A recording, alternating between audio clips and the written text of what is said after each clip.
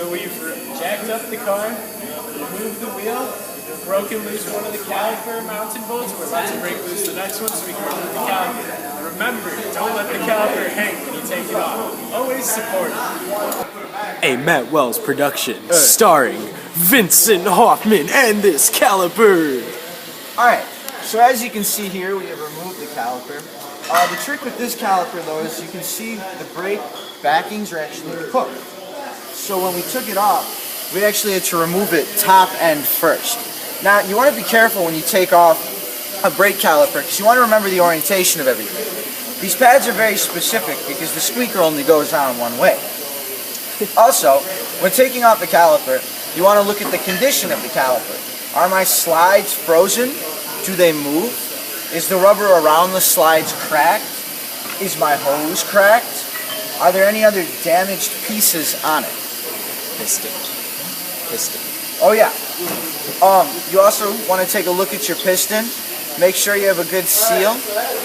Make sure everything just looks normal. Yeah. Alright, so in this one you're moving the brake rubber. First we're going to hit it with the ball peen hammer. Make sure you hit it with this side. You got to hit it really hard in between the threads.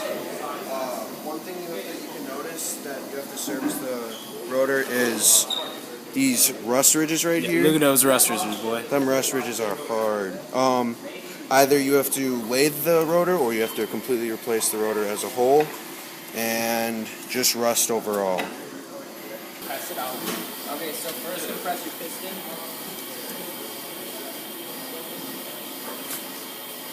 Alright, so press.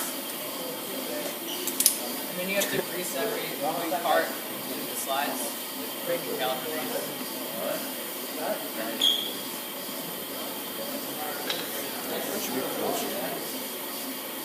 Just that.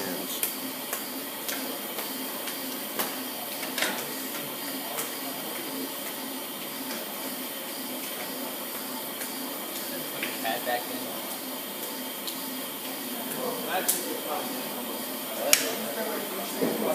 Then it can go back on the rotor. Put it on top first. On bottom first. Bottom first. Bottom first. Because there's hooks on the bottom, right? It didn't hook, homie. No. Nah. Did you compress your piston yet? Oh, okay.